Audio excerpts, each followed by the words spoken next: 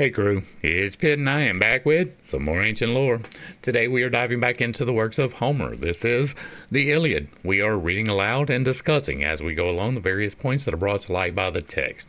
It's not the format for everyone, but people find value in it, so you are more than welcome to tag along as we continue our exploration.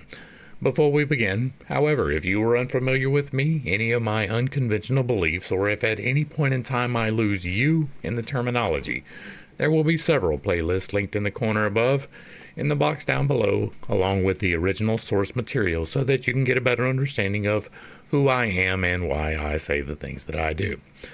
With that being said, we are going to dive in and continue our exploration of the Iliad with Book 9. I haven't had a whole lot to add to these so far, and I really don't expect to have a whole lot to add to this one, so this is a reading into the record. Thus did the Trojans watch, but panic, comrade of blood-stained rout, had taken fast hold of the Achaeans, and their princes were all of them in despair. As when the two winds that blow from Thrace, the north and the northwest, spring up of a sudden and rouse the fury of the main, in a moment the dark waves uprear their heads and scatter their sea-wrack in all directions. Even thus troubled were the hearts of the Achaeans. The son of Atreus, in dismay, bade the heralds call the people to council, man by man, but not to cry the matter aloud. He made haste also himself to call them, and they sat, sorry at heart, in their assembly. Agamemnon shed tears as it were a running stream or cataract on the side of some sheer cliff, and thus, with many a heavy sigh, he spoke to the Achaeans. "My friends," said he, "princes and counselors of the Argives, the hand of heaven has been laid heavily upon me. Cruel Jove gave me his solemn promise that I should sack the city of Troy before returning, but he has played me false, and is now bidding me go ingloriously back to Argos, with the loss of much people. Such is the will of Jove, who has laid many a proud city in the dust, as he will yet lay others, for his power is above all. Now, therefore, let us all do as I say, and sail back to our own country, for we shall not take Troy." Thus he spoke, and the sons of the Achaeans for a long while sat sorrowful there, but they all held their peace, till at last Diomed of the loud battle-cry made answer, saying, "Son of Atreus, I will chide your folly, as is my right in council. Be not then aggrieved that I should do so. In the first place, you attacked me before all the Danaans, and said I was a coward and no soldier. The Argives, young and old, know that you did so, but the son of scheming Saturn endowed you by halves only. He gave you honor as the chief ruler over us, but valor, which is the highest both right and might, he did not give you. Sir, you think that the sons of the Achaeans are indeed as unwarlike and cowardly as you say they are? If your own mind is set upon going home, go. The way is open to you. The many ships that followed you from Mycenae stand ranged upon the seashore, but the rest of us shall stay here till we have sacked Troy.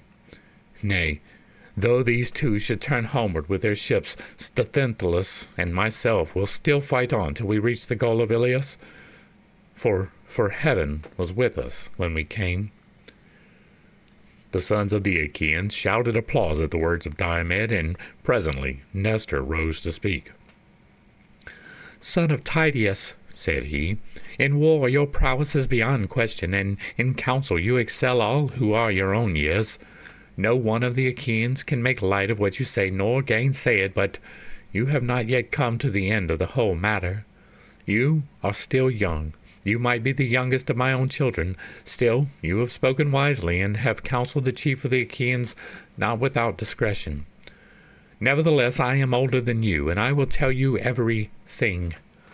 Therefore, let no man, not even King Agamemnon, disregard me saying, for he that foments civil discord has a clanless, heartless outlaw. Now, however, let us obey the behest of night and get our suppers, but let the sentinels of every man of them camp by the trench that is without the wall. I am giving these instructions to the young men when they have been attended to. Do you, son of Atreus, give your orders, for you are the most royal among all us. Prepare a feast for your counselors. It is right and reasonable that you should do so. There is abundance of wine in your tents, which the ships of the Achaeans bring from Thrace daily.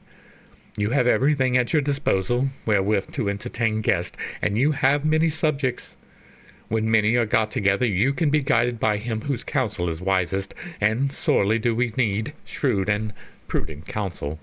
For the foe has lit his watchfires hard by our ships. Who can be other than dismayed? This night will either be the ruin of our host or save it.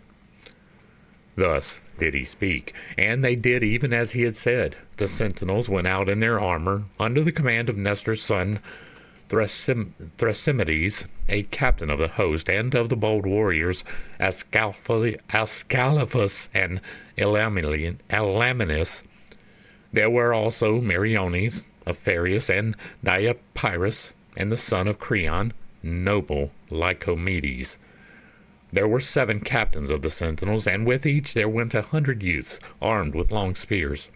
They took their places midway between the trench and the wall, and when they had done so, they lit their fires and got every man his supper.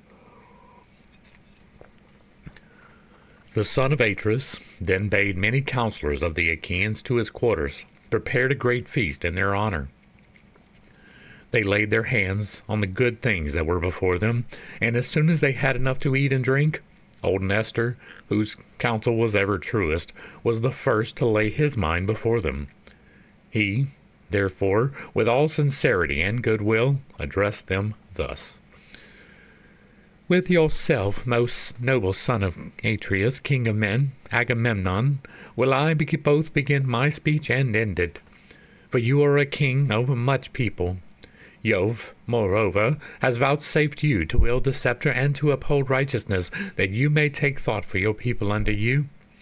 Therefore, it behooves you, above all others, both to speak and to give ear, and to out the counsel of another who shall have been minded to speak wisely.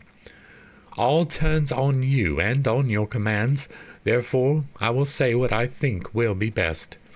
No man will be of a truer mind than that which has been mine from the hour when you, sir, angered Achilles by taking the girl Briseis from his tent against my judgment.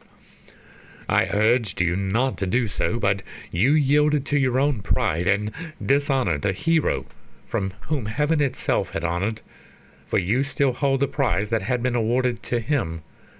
Now, however, let us think how we may appease him, both with presents and fair speeches, that I may conciliate him. And King Agamemnon answered, Sir, you have reproved my folly justly. I was wrong, I own it. One whom heaven befriends is in himself a host, and Jove has shown that he befriends this man by destroying much people of the Achaeans. I was blinded with passion and yielded to my worse of mind. Therefore I will make amends, and I will give him great gifts by way of atonement. I will tell them in the presence of you all. I will give him 7 tripods that have never yet been on the fire, and 10 talents of gold. I will give him 20 iron cauldrons and 12 strong horses that have won races and carried off prizes. Rich, indeed, both in land and gold is he that has as many prizes as my horses have won me. I will give him 7 excellent workmen, Lesbians, whom I choose for myself when he took Lesbos, all of surpassing beauty.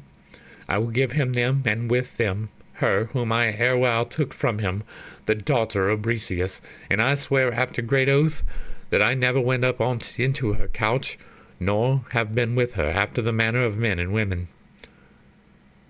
All of these things will I give him now down, and if hereafter the gods vouchsafe me to sack the city of Priam, let him come when we Achaeans are dividing the spoil, and load his ships with gold and bronze to his liking.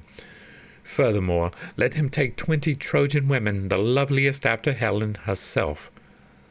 Then, when we reach Achaean Argos, wealthiest of all lands, he shall be my son-in-law, and I will show him like honor with my own dear son Orestes, who is being nurtured in all abundance. I have 3 daughters, Chrysometheus, Laodice, and Iphianassa. Let him take one of his choice freely and without gifts of wooing to the house of Peleus. I will add such dower to boot as no man has ever yet gave his daughter, and will give him 7 well-established cities, Cardamile, Inope, and Hyre, where there is grass, holy Phere, and the rich meadows of Anthea, Apia also, and the vine-clad slopes of Pedasus, all near the sea and on the borders of sandy Pylos.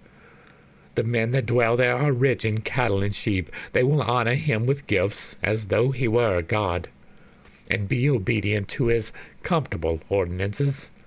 All this will I do if he will now forego his anger. Let him then yield it is only Hades, who is utterly ruthless and unyielding, and hence he is of all gods the one most hateful to mankind. Moreover, I am older and more royal than himself. Therefore let him now obey me." Then Nestor answered, "Most noble son of Atreus, king of men Agamemnon, the gifts you offer are no small ones. Let us then send chosen messengers who may go to the tent of Achilles, son of Peleus, without delay. Let those go whom I shall name. Let Phoenix, dear to Jove, lead the way. Let Ajax and Ulysses follow, and let the heralds Odius and Eurybates go with them. Now bring water for our hands, and bid all keep silence while we pray to Jove, the son of Saturn, if so be that he may have mercy upon us." Thus did he speak, and his saying pleased them well. Men servants poured water over the hands of the guests, while pages filled the mixing bowls with wine and water, and handed it around after giving every man his drink offering. Then, when they had made their offerings, and had drunk each as much as he was minded, the envoys set out from the tent of Agamemnon, son of Atreus, and Nestor, looking first to one and then to another, but most especially at Ulysses, was instant with them that they should prevail with the noble son of Peleus. They went their way by the shore of the sounding sea, and prayed earnestly to earth-encircling Neptune that the high spirit of the son of Achilles might incline favorably towards them. When they reached the ships and tents of the Myrmidons, they found Achilles playing on a lyre, fair and of cunning workmanship, and its crossbar was of silver. It was part of the spoils which he had taken when he sacked the city of Eetion, and he was now diverting himself with it and singing the feats of heroes. He was alone with Patroclus, who sat opposite to him and said nothing, waiting till he should cease singing. Ulysses and Ajax now came in, Ulysses leading the way, and stood before him. Achilles sprang from his seat with the lyre still in his hand, and Patroclus, when he saw the strangers, rose also. Achilles then greeted them all, saying, "All hail and welcome. You must come upon some great matter, you, for who for all my anger are still dearest to me of the Achaeans." With this he led them forward, and bade them sit on the seats covered with purple rugs. Then he said to Patroclus, who was close by him, "Son of Menoetius, set a larger bowl upon the table, mix less water with the wine, and give every man his cup, for these are very dear friends, who are now under my roof." Patroclus did as his comrade bade him. He set the chopping block in front of the fire, and on it he laid the loin of a sheep, the loin also of a goat, and the chine of a fat hog. Automedon held the meat while Achilles chopped it. He then sliced the pieces and put them on spits, while the son of Menoetius made the fire burn high. When the flame had died down, he spread the embers, laid the spits on top of them, lifting them up and setting them upon the spit racks, and he sprinkled them with salt. When the meat was roasted, he set it on platters and handed bread round the table in fair baskets, while Achilles dealt them their portions. Then Achilles took his seat, facing Ulysses against the opposite wall, and bade his comrade Patroclus offer sacrifice to the gods. So he cast the offerings into the fire, and they laid their hands upon the good things that were before them. As soon as they had had enough to eat and drink, Ajax made a sign to Phoenix, and when he saw this, Ulysses filled his cup with wine and pledged Achilles. "Hail," said he, "Achilles. We have had no scant of good cheer, neither in the tent of Agamemnon nor yet here. There has been plenty to eat and drink, but our thoughts turns upon no such matter. Sir, we are in the face of a great disaster, and without your help know not whether we shall save our fleet or lose it. The Trojans and their allies have camped hard by our ships and by the wall. They have lit watchfires throughout their host, and deem that nothing can now prevent them from falling on our fleet. Jove, moreover, has sent his lightnings on their right. Hector, in all his glory, rages like a maniac, confident that Jove is with him. He fears neither God nor man, but has gone raving mad and prays for the approach of day. He vows that he will hew the high sterns of our ships to pieces, set fire to their hulls, and make havoc of the Achaeans while they are dazed and smothered in smoke. I much fear that heaven will make good his boasting, and it will prove our lot to perish at Troy, far from our home in Argos. Up, then, and late though it be, save the sons of the Achaeans, who faint before the fury of the Trojans. You will repent bitterly hereafter if you do not, for when the harm is done there will be no curing it. Consider ere it be too late, and save the Danaans from destruction. My good friend, when your father Peleus sent you from Phthia to Agamemnon, did he not charge you, saying, Son, Minerva and Juno will make you strong if they choose, but check your high temper, for the better part is in good will. Eschew vain quarreling, and the Achaeans old and young will respect you more for doing so. These were his words, but you have forgotten them. Even now, however, be appeased, and put away your anger from you. Agamemnon will make you great amends if you will forgive him. Listen, and I will tell you what he has said in his tent that he will give you. He will give you 7 tripods that have never yet been on the fire, and 10 talents of gold, 20 iron cauldrons, and 12 strong horses that have won races and carried off prizes, rich indeed both in land and gold as he who has as many prizes as these horses have won for Agamemnon. Moreover, he will give you 7 excellent work women, lesbians, whom he chose for himself when you took Lesbos, all of surpassing beauty. He will give you these, and with them her whom he erewhile took from you, the daughter of Briseis, and he will swear a great oath. He has never gone up into her couch, nor been with her, after the manner of men and women. All these things will he give you now, and hereafter, if the gods vouchsafe him to sack the city of Priam. You can come when we, Achaeans, are dividing the spoil, and load your ship with gold and bronze to your liking. You can take 20 Trojan women, the loveliest after Helen herself. Then, when we reach Achaean Argos, wealthiest of all lands, you shall be his son-in-law, and he will show you like honor in his own dear son Orestes, who is being nurtured in all abundance.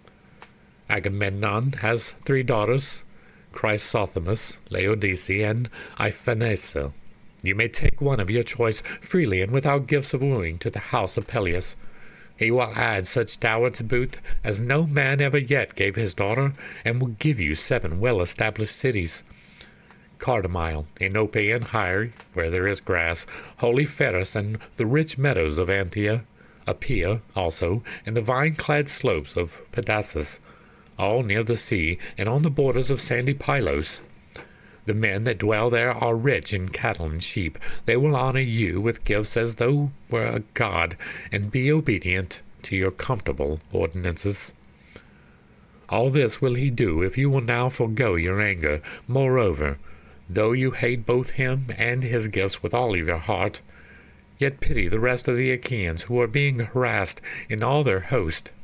They will honor you as a god, and you will earn great glory at their hands.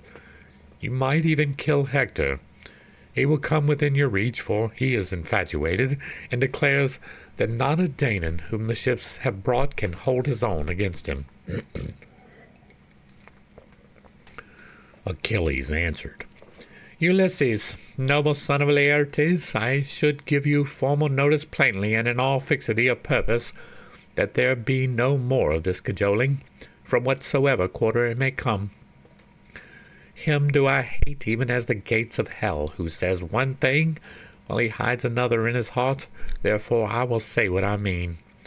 I will be appeased neither by Agamemnon, son of Atreus, nor by any other of the Danaans, for I see that I have no thanks for all my fighting. He that fights fares no better than he that does not. Coward and hero are held in equal honor, and death deals like measure to him who works and him who is idle. I have taken nothing by all my hardships, with my life ever in my hand, as a bird when she has found a morsel takes it to her nestlings, and herself fares hardly. Even so, man, a long night have I been wakeful, and many a bloody battle have I waged by day against those who were fighting for their women. With my ships I have taken 12 cities, and 11 round about Troy have I stormed with my men by land. I took great store of wealth from every one of them, but I gave all up to Agamemnon son of Atreus. He stayed where he was by his ships, yet of what came to him he gave little, and kept much himself. Nevertheless he did distribute some meeds of honor among the chieftains and kings, and these have them still. From me alone of the Achaeans did he take the woman in whom I delighted, let him keep her and sleep with her. Why, pray, must the Argives needs fight the Trojans? What made the son of Atreus gather the host and bring them? Was it not for the sake of Helen? Are the sons of Atreus the only men in the world who love their wives? Any man of common right feeling will love and cherish her who is his own, as I, this woman, with my whole heart, though she was but a fruitling of my spear. Agamemnon has taken her from me. He has played me false. I know him. Let him tempt me no further, for he shall not move me. Let him look to you, Ulysses, and to the other princes to save his ships from burning. He has done much without me already. He has built a wall. He has dug a trench deep and wide all around it. He has planted it within with stakes. But even so he stays not the murderous might of Hector. For so long as I fought the Achaeans, Hector suffered not the battle range far from the city walls. He would come to the Scaean gates, and to the old oak tree, but no further. Once he stayed to meet me, and hardly did he escape my onset. Now, however, since I am in no mood to fight him, I will tomorrow offer sacrifice to Jove and to all the gods. I will draw my ships into the water, and then victual them duly. Tomorrow morning, if you care to look, you will see my ships upon the Hellespont, and my men rowing out to sea with might and main. If great Neptune vouchsafes me fair passage, in 3 days I shall be in Phthia. I have much there that I left behind me when I came here to my sorrow, and I shall bring back further store of gold, of red copper, of fair women, and of iron, my share of the spoils that we have taken. But one prize he who gave has insolently taken away. Tell him all as I now bid you, and tell him in public, that the Achaeans may hate him, and beware of him, that he should think he could yet dupe others for his effrontery. Never fails him. As for me, hound that he is, he dares not look me in the face. I will take no counsel with him, and will undertake nothing in common with him. He has wronged me and deceived me enough. He shall not cozen me further. Let him go his own way, for Jove has robbed him of his reason. I loathe his presence, and for himself care not one straw. He may offer me 10 or even 20 times what he has done now. Nay, not though it be all that he has in the world, both now or ever shall have. He may promise me the wealth of Orchomenus, or of Egyptian Thebes, which is the richest city in the whole world, for it has 100 gates, through each of which 200 men may drive at once with their chariots and horses. He may offer me gifts as the sands of the sea, or the dust of the plain in multitude, but even so he shall not move me till I have been revenged in full for the bitter wrong he has done me. I will not marry his daughter. She may be fair as Venus and skilful as Minerva, but I will have none of her. Let another take her, who may be a good match for her, and who rules a larger kingdom. If the gods spare me to return home, Peleus will find me a wife. There are Achaean women in Hellas and Phthia, daughters of kings that have cities under them. Of these I can take whom I will and marry her. Many a time was I minded, when I was at home in Phthia, to woo and wed a woman who would make me a suitable wife, and to enjoy the riches of my old father Peleus.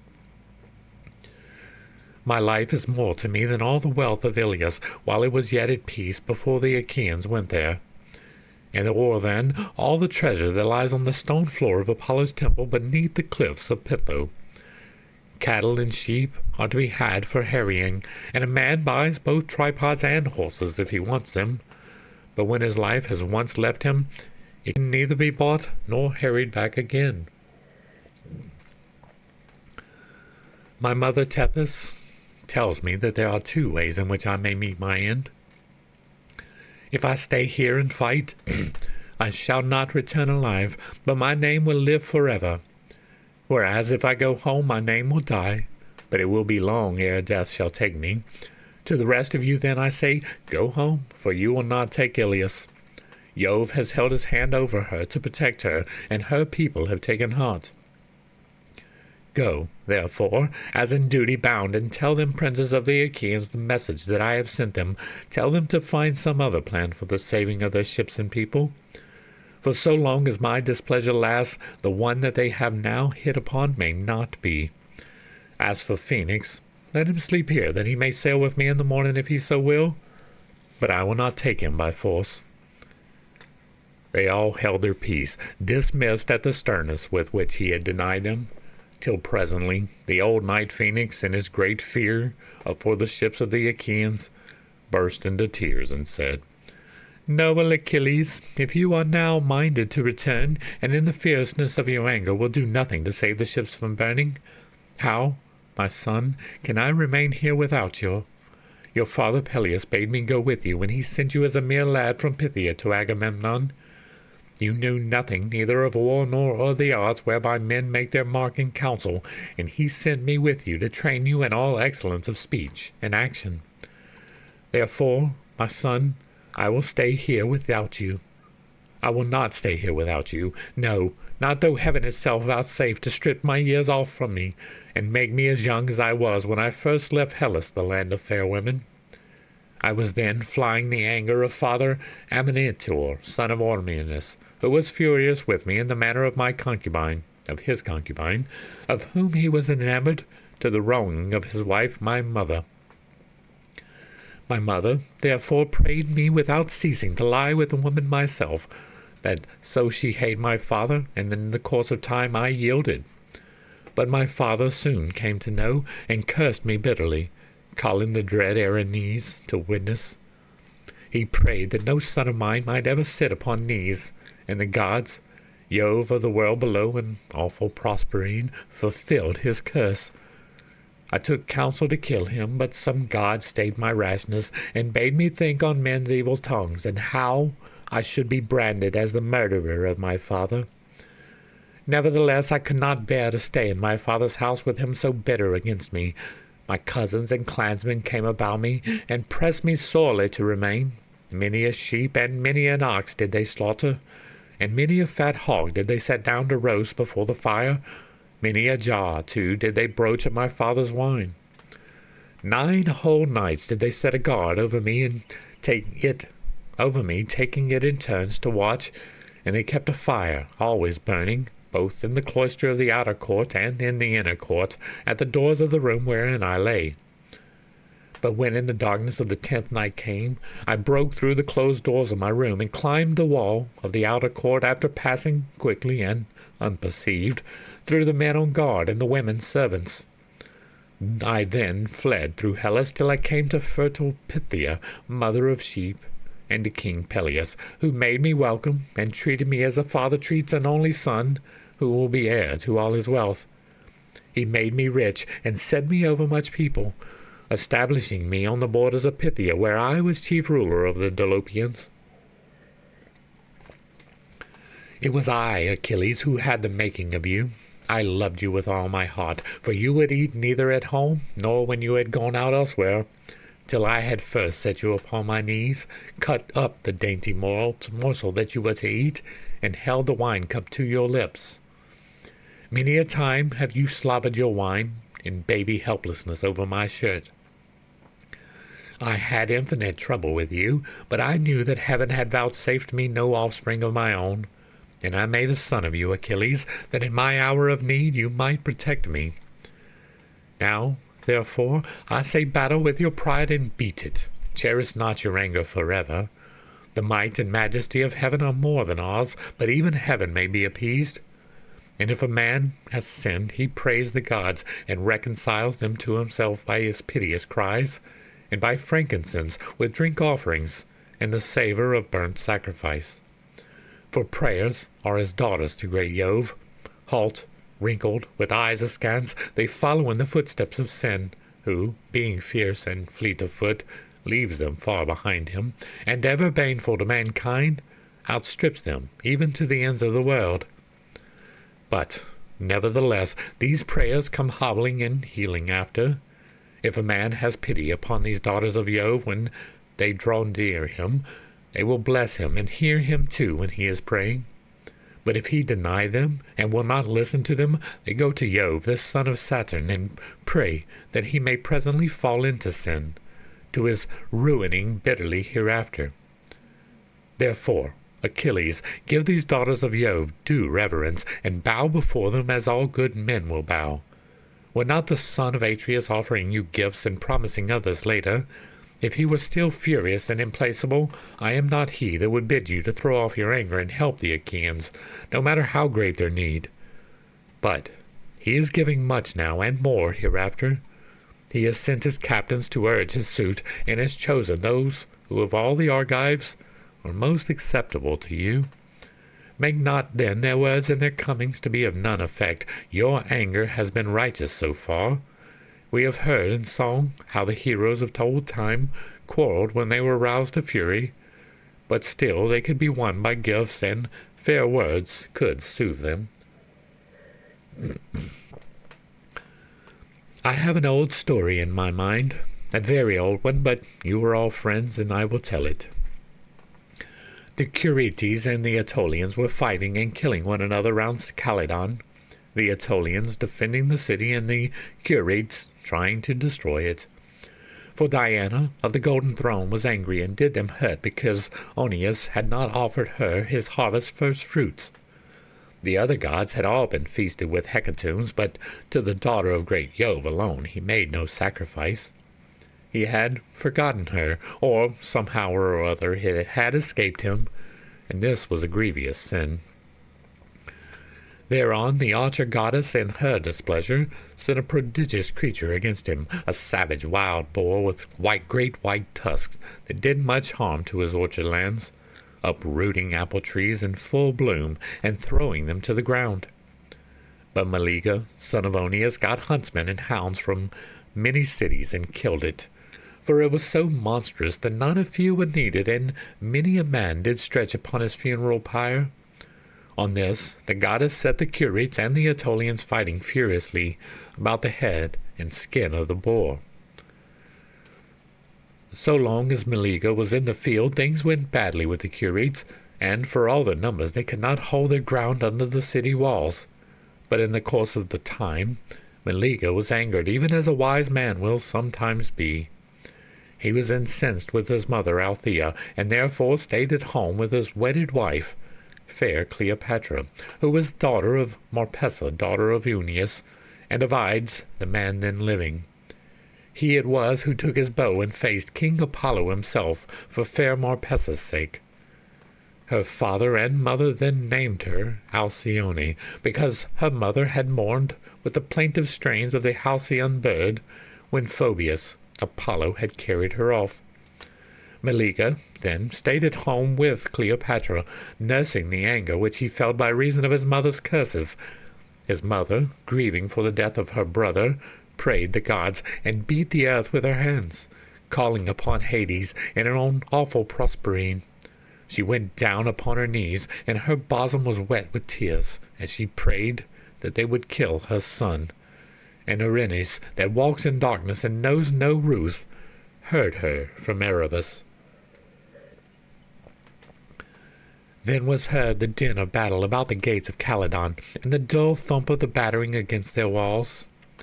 Thereon the elders of the Aetolians besought Meleagus. They sent the chiefest of their priests, and begged him to come out and help them, promising him great reward. They bade him choose 50 plough-gates, the most fertile in the plain of Calydon, the one half vineyard and the other open ploughland. The old warrior Oeneus implored him, standing at the threshold of his room and beating the doors in supplication. His sisters and his mother herself besought him sore, that he the more refused them. Those of his comrades who were nearest and dearest to him also prayed him, but they could not move him till the foe was battering at the very doors of his chamber, and the Curetes had scaled the walls and were setting fire to the city. Then, at last, his sorrowing wife detailed the horrors that befall those whose city is taken. She reminded him how the men are slain, and the city is given over to the flames, while the women and children are carried into captivity. When he heard all this, his heart was touched, and he donned his armor to go forth. Thus, of his own inward motion, he saved the city of the Aetolians. But they now gave him nothing of those rich rewards they had offered earlier, and though he saved the city, he took nothing by it. Be not then, my son, thus minded. Let not heaven lure you into any such course. When the ships are burning, it will be a harder matter to save them. Take the gifts and go, for the Achaeans will then honor you as a god, whereas if you fight without taking them, you may beat the battle back, but you will not be held in like honor. And Achilles answered, Phoenix, old friend and father, I have no need of such honor. I have honor from Jove himself, which will abide with me at my ships while I have breath in my body and my limbs are strong. I say further, and lay my saying to your heart, vex me no more with this weeping and lamentation. All in the cause of the son of Atreus. Love him so well, and you may lose the love I bear you. You ought to help me rather in troubling those that trouble me. Be king as much as I am, and share like honor with myself. The others shall take my answer. Stay here yourself, and sleep comfortably in your bed. At daybreak we will consider whether to remain or go. On this, she nodded quietly to Patroclus as a sign that he was to prepare a bed for Phoenix, and that the others should take their leave. Ajax, son of Telamon, then said, Ulysses, noble son of Laertes, let us be gone, for I see that our journey is in vain. We must now take our ransom, unwelcome though it be, to the Danaans who are waiting to receive it. Achilles is savage and remorseless. He is cruel and cares for nothing for the love of his comrades lavished upon him more than on all the others. He is implacable, and yet, if a man's brother or son had been slain, he will accept a fine by way of amends from him that killed him, and the wrongdoer, having paid in full, remains in peace among his own people. But as for you, Achilles, the gods have put a wicked, unforgiving spirit in your hearts, and this all about one single girl, whereas we now offer you the 7 best we have, and much else in the bargain. Be then of a more gracious mind, respect the hospitality of your own roof. We are with you as messengers from the host of the Danaans, and would fain he held nearest and dearest to yourself of all the Achaeans. Ajax, replied Achilles, noble son of Telamon, you have spoken much to my liking, but my blood boils when I think it all over, and remember how the son of Atreus treated me with contumely as though I were some vile tramp, and that, too, in the presence of the Argives. Go then and deliver your message. Say that I will have no concern with fighting till Hector, son of noble Priam, reaches the tents of the Myrmidons in his murderous course, and flings fire upon their ships. For all his lust of battle, I take it he will be held in check when he is at my own tent and ship. On this, they took every man his double cup, and made their drink offerings, and went back to the ships, Ulysses leading the way. But Patroclus told his men and maidservants to make ready a comfortable bed for Phoenix. They therefore did so with sheepskins, a rug, and a sheet of fine linen. The old man then laid himself down and waited till morning came, but Achilles slept in an inner room, and beside him the daughter of Phorbas, lovely Diomede, whom he had carried off from Lesbos. Patroclus lay on the other side of the room, and with him fair Iphis, whom Achilles had given him when he took Skyros, the city of Aeneas. When the envoys reached the tents of the son of Atreus, the Achaeans rose, pledged them in cups of gold, and began to question them. King Agamemnon was the first to do so. "Tell me, Ulysses," said he, "will he save these ships from burning, or did he refuse? And is he still furious?" Ulysses answered, "Most noble son of Atreus, king of men Agamemnon, Achilles will not be calmed, but is more fiercely angry than ever, and spurns both you and your gifts. He bids you take counsel with the Achaeans to save the ships and host as you best may. As for himself, he said that at daybreak he should draw his ships into the water. He said further that he should advise every one to sail home likewise, for that you will not reach the goal of Iliad. Jove, he said, has laid his hand over the city to protect it, and the people have taken heart. This is what he said, and the others who were with me can tell you the same story. Ajax and the 2 heralds, men, both of them, who may be trusted. The old man Phoenix stayed where he was to sleep, for so Achilles would have it that he might go home with him in the morning if he so would, but he will not take him by force. They all held their peace, sitting for a long time, silent and dejected, by reason of the sternness with which Achilles had refused them, till presently Diomed said, "Most noble son of Atreus, king of men, Agamemnon, you ought not to have sued the son of Peleus nor offered him gifts. He is proud enough as it is, and you have encouraged him in his pride. And further, let him stay or go as he will.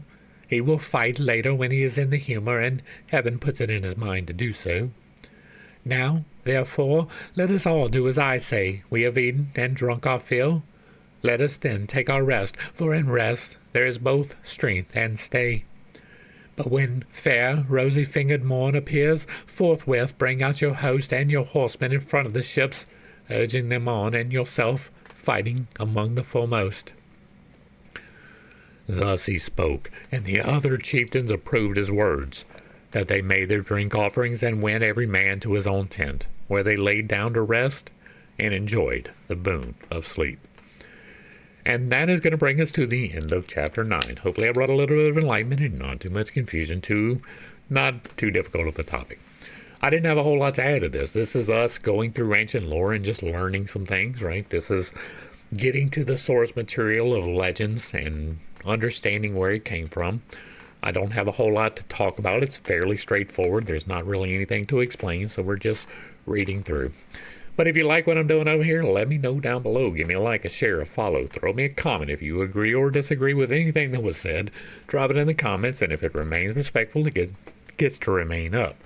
If there is another work you would like to see me read or discuss in the manner that we are doing, drop that in the comments as well. And if you really like what I'm doing, hit me with that super thanks or even a membership. It will be greatly appreciated. To the crew, thanks for hanging out. I appreciate every single minute that you are here with me, and I am praying for you every single day. Until next time, I love you. God loves you. You are perfect, whole, and complete, just the way that you are. And this has been Pitt's Take. Peace.